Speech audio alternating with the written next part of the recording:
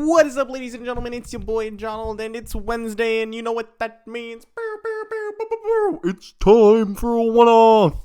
For those of you who don't know what that means, because I think I'm going to send this to my grandfather, and also my mom might show this one to her class, since it's nice and fun, and, welcome to my channel. That was a great intro. My name's Jonald, and I write stuff. It's in the title. And every Wednesday I write a one-off, or a Wednesday for a while. I was on a break, you'll notice, because I moved.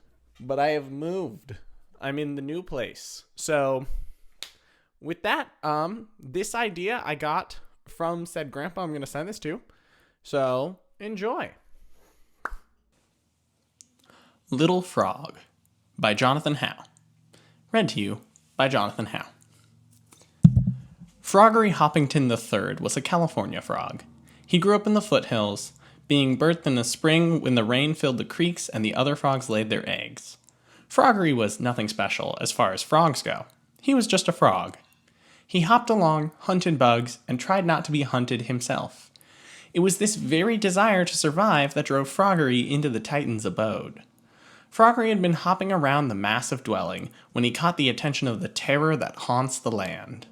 A giant compared to frogs, the furry monster had razor-sharp talons, the heightened senses of a predator, and the immoral desire to kill all it deemed a lesser being. To the terror, everything was a lesser being.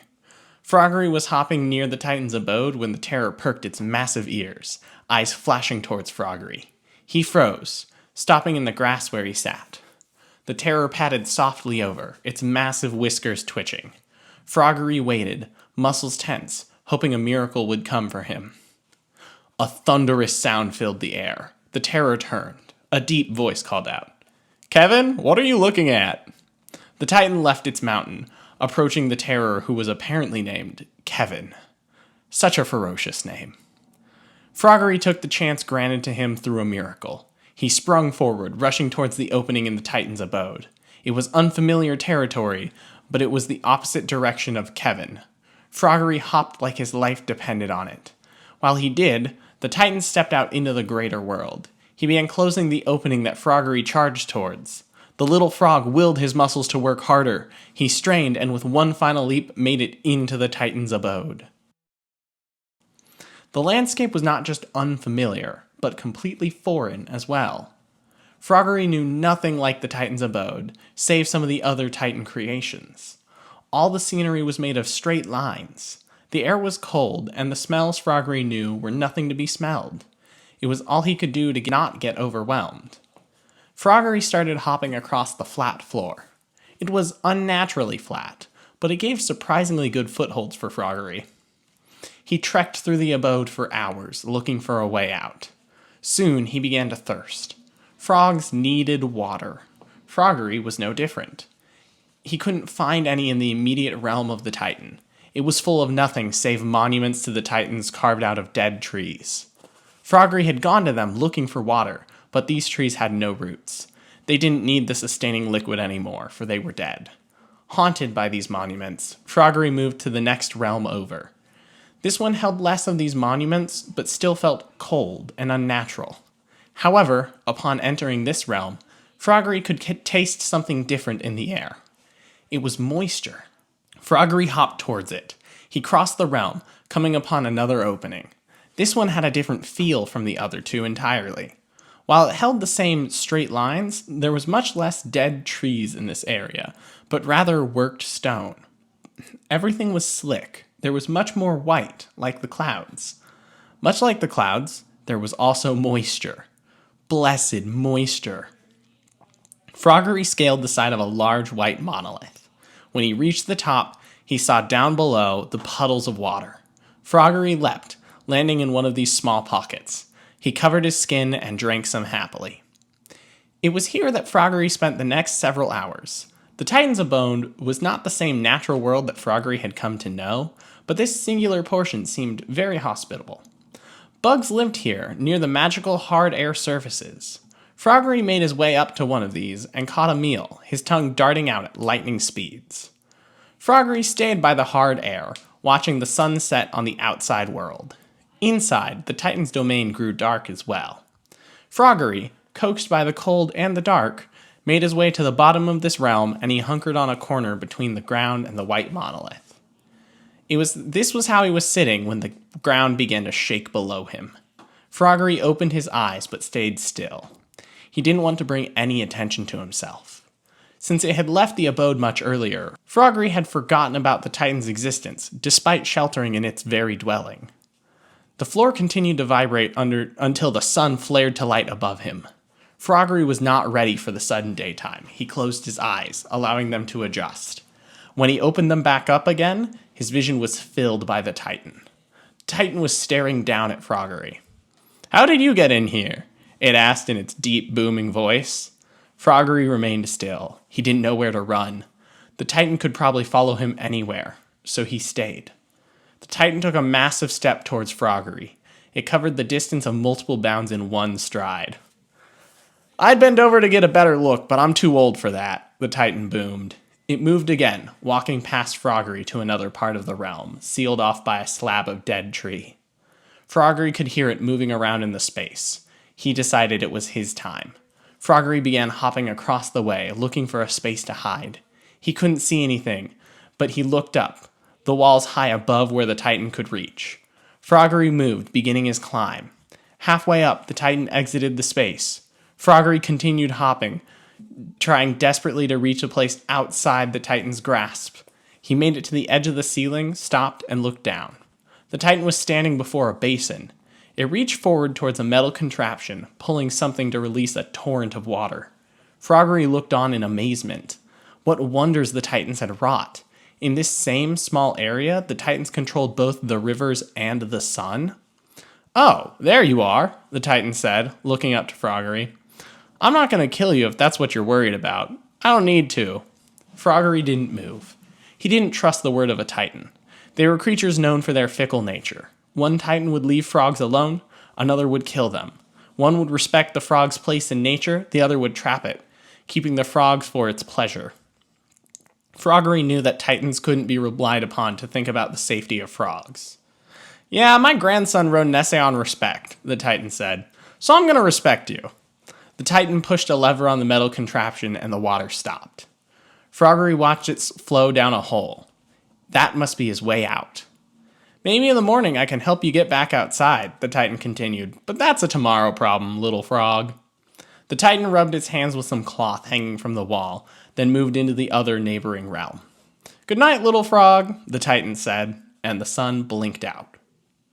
Froggery waited, allowing his eyes to adjust to the moonlight seeping through the hard air surface.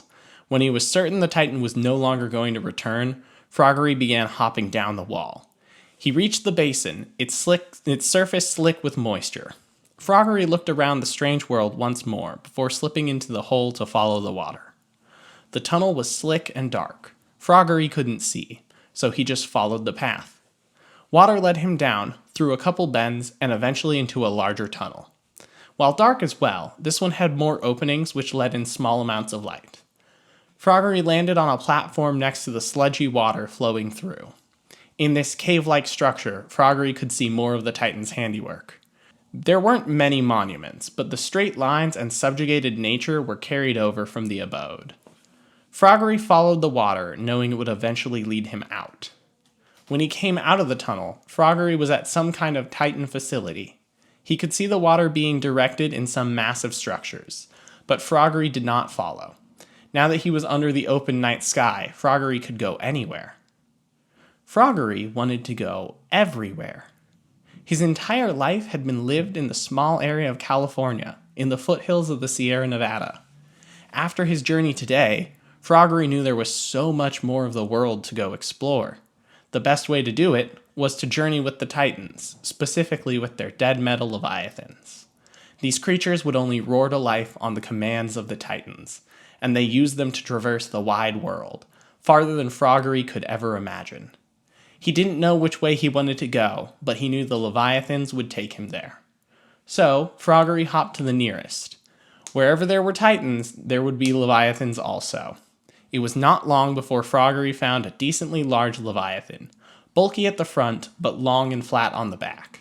There was plenty of space for Froggery to climb and be unnoticed by the Titan who commanded it.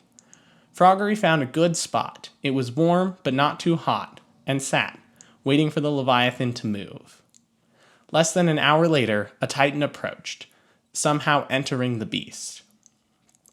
The dead metal monster roared to life, a triumphant roar. Froggery felt a touch of unease, but when nothing seemed to happen to him, he relaxed. The Leviathan vibrated under him as it crawled away from the Titan structure.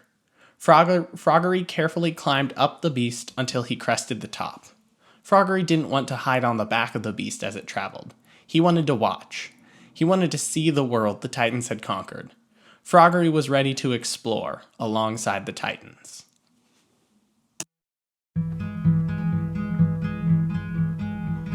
I saw you waiting on the windowsill, quiet and still,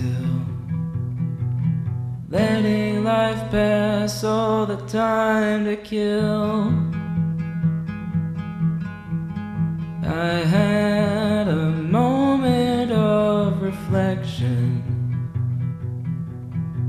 conviction. Who am I to say what you can do? When I came back, you'd gone. I see you're moving on. And oh, where will you go? Where have you gone? Where will you be tomorrow morn? Little frog. And oh, who can tell what you have seen? What great depths you've had to leap. Little frog, just keep hopping on. Don't look back, just on, little frog. I sometimes think of you and wonder, and hope that maybe you would come back home to me. Then I can see the way it's going, ever growing. The way you've gone is not the way back home. I look and still you're gone. Remember that we're done. And oh, where will you go? Where have you gone? Where will you be tomorrow morn? Little frog. And oh, who can tell what you have seen? What great depths you've had to leap. Little frog, just keep hopping on. Don't look back, just on, little frog. And we're back. Yeah. So a lot of things came together on this one. I just, I had a bunch of friends who made frog images for me. B, I had a friend who did a song for me. And C, I got the idea from my grandpa. He didn't even know that I did this. And then he was like, hey, do you do stories about things? Because, I'd love to hear a story about this one. Well, Grandpa, I do. Or Papa, whatever. Words, be specific. I do.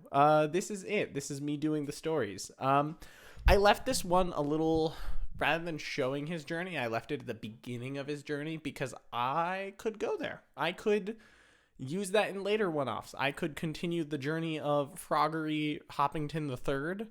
I love that name. It sounds nice and unique, but also frog.